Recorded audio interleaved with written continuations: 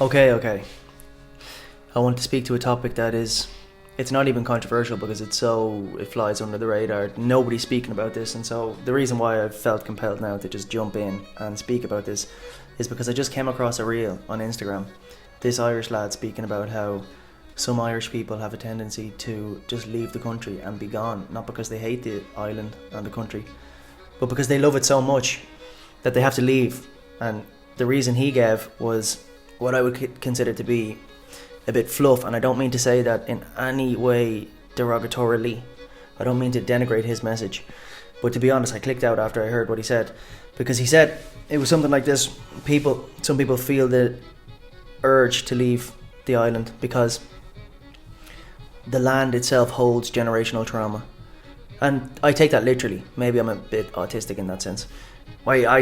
The land itself doesn't hold generational trauma, but I think the reason why I don't want to denigrate his message is because I actually want to refine it and perhaps engage in dialogue with the man himself to better refine it. The land itself isn't necessarily the vessel that holds the generational trauma, of course. It's the people on the land. So some people can't stay in Ireland for too long, and that's not because they don't like Ireland.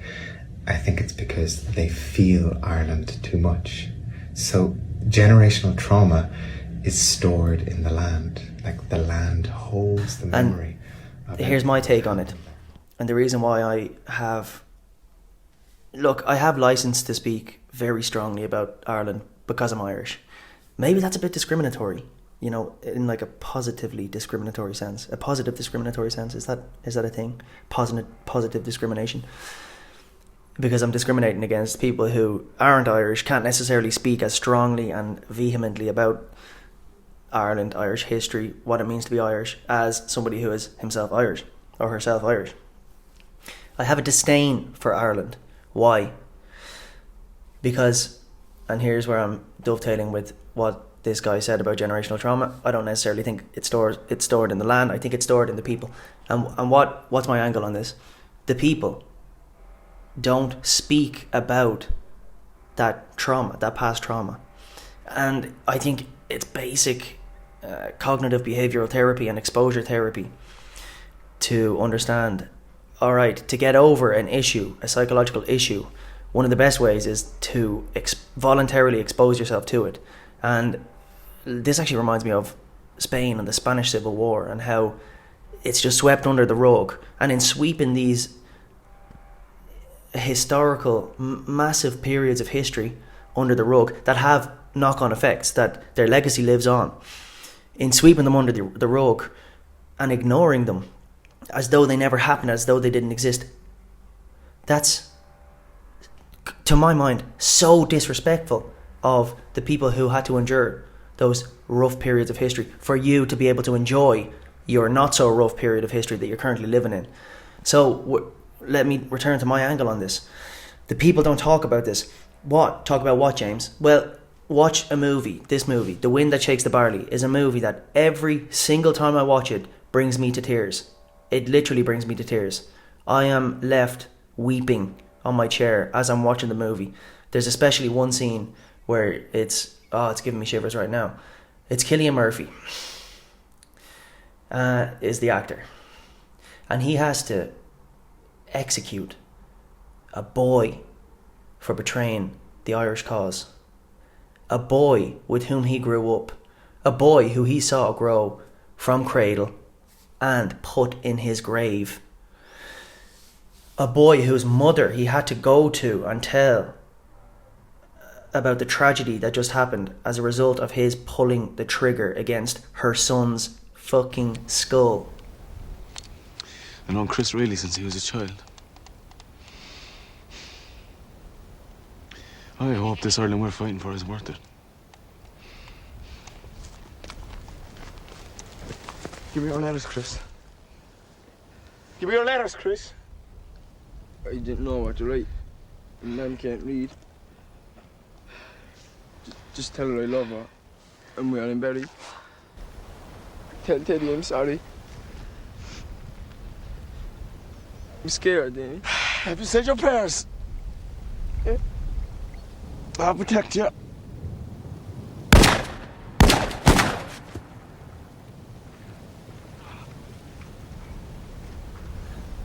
that sort of stuff happened.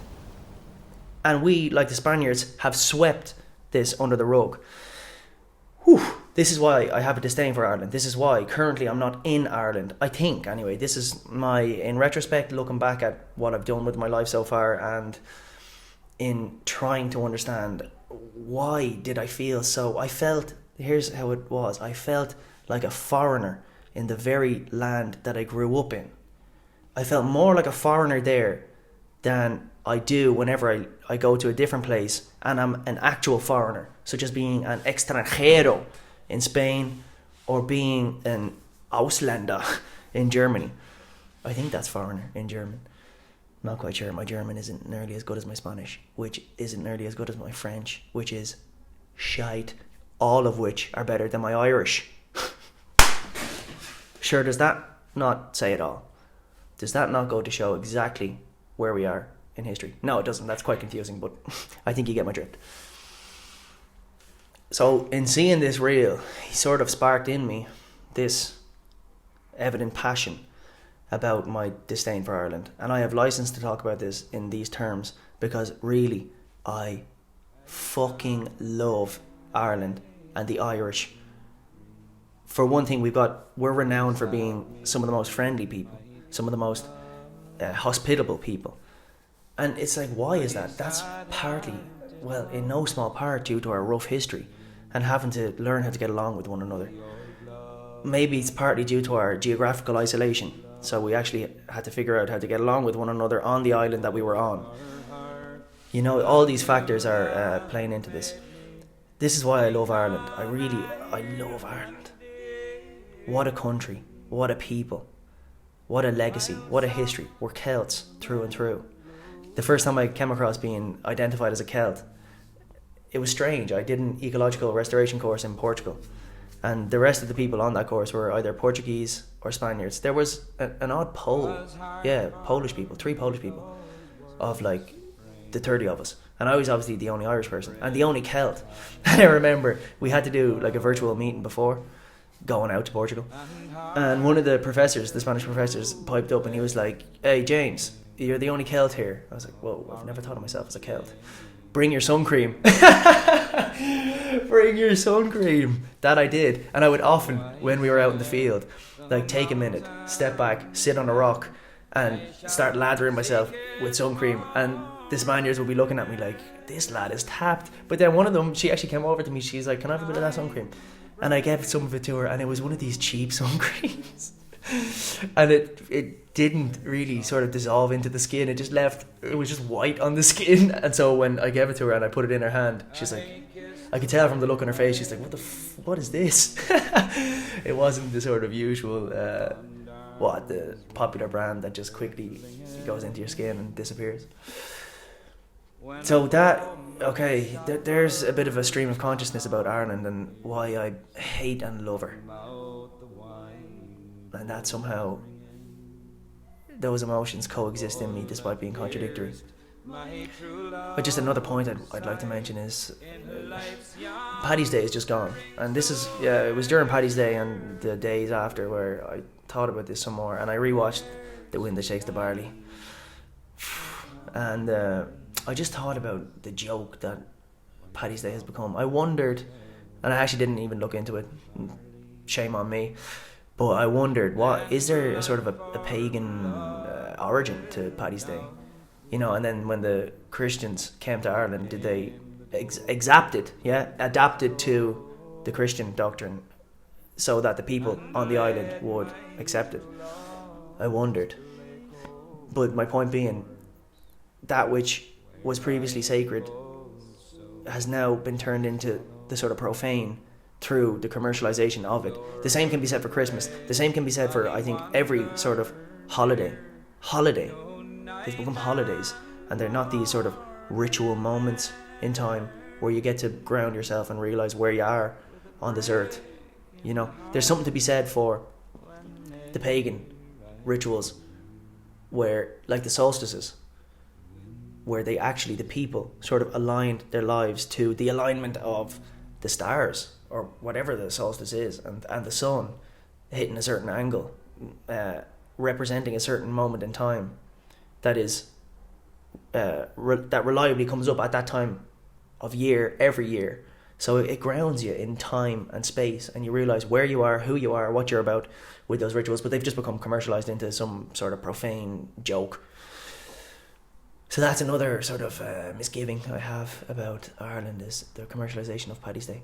That being said, it's some crack. Paddy's Day is.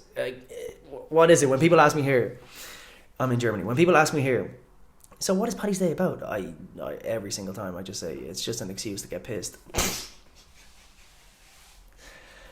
So too, when the sun comes out is an excuse to get pissed. So too, when you're down and out is an excuse to get pissed. What isn't an excuse to get pissed to the Irish mind? No, I say that jokingly. I say that with all the love in my heart, with an expanded, loving heart.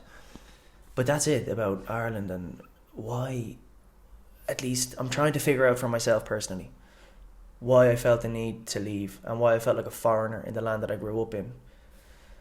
And this was just the first time that I came across this video that this guy put up, this reel on Instagram, was the first time I came across somebody speaking about the phenomenon of Irish people feeling compelled to leave Ireland, and it not being driven by sort of economic reasons, it not being driven by just the popular trend to go to Australia or whatever, or New Zealand or wherever people go, just to hop on that trend, it being driven by something else. And so I was glad that happened, because, well, the two of us independently came upon this notion that some people are driven off the island for other reasons, and that was me. And I'm trying to figure out those reasons. I hope that this little spiel maybe illuminated some of those reasons for myself, at least for most of all, actually, and then maybe for other Irish people who might feel the same, for whom this message might resonate. But again, just coming back to it, just to finish this off, just to really hone in on this point, it's like why the people of Ireland have just ignored the tragic history that got them to where they are now. They're kind of like, oh God, I don't want to speak too badly of people in Ireland now who think like this, but they're kind of like children who are just enjoying life and enjoying all the sweets and the goodies without realising what it took to get those sweets and goodies, and without realising the consequences of consuming all those sweets and goodies. It's like, we're the adults in the room. We should be speaking about the tragic history of Ireland, and we're just not. Well, okay, I said I'd finish it off, but I might continue this rant because another thought has popped into my mind. I remember when I was in college, when I was in university, I was sat on the bench, and one of my best mate at the time, he was my best friend in secondary school, and he is as Irish as they get. This lad loves Ireland. He plays the uilleann pipes, speaks fluent Irish. It wouldn't surprise me if he had connections to the IRA. No, I'm only messing. Wouldn't surprise me. But he came over to me, and I was like to him, I was sat there in the sun. It must have been the spring sun of Ireland, because I remember it not being too hot. I'm pretty sure I was fully decked out in winter clothes. Just sat there enjoying the sun on my face. Just thinking about, I'm not Irish. What does it mean to be Irish? There is no meaning to being Irish right now, because Irish people are just the same as American people, only with different accents. We drive the same cars. We live in the same suburban settings. There's nothing uniquely or distinctively Irish about me that would set me apart from the Americans that are on campus, apart from my, what they consider to be, cute accent. An attractive accent. That's it. And that kind of, well, not to be too dramatic, it kind of broke my heart. It's like, oh. Because I do think people need a sense of belonging. No, in fact, I know that, a sense of belonging. And when you're untethered to your place, you're just left floating. And that's why I sort of rejected being Irish, because it meant nothing and it tethered me to nowhere. So maybe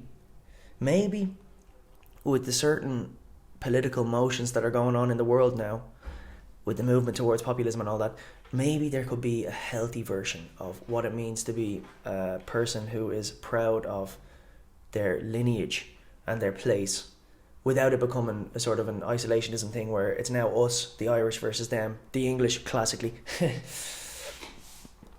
And hopefully I could contribute, I could play my part in redefining what it means to be Irish. But yeah, okay, so that's the point. Hopefully that resonated. And maybe this is a point worth expanding upon. This point that why do some people feel the need to be gone from Ireland, and it not being driven by economics or just jumping on trends, but it coming from a place of, I don't feel like I belong here. And your man would say it's generational trauma stored in the land. I would say it's, yeah, generational trauma probably is a factor playing into it. Loss of identity, the just complete ignorance of our history. I think all these things are factors playing into it, and many more perhaps. So let's together perhaps flesh this out. There you have it.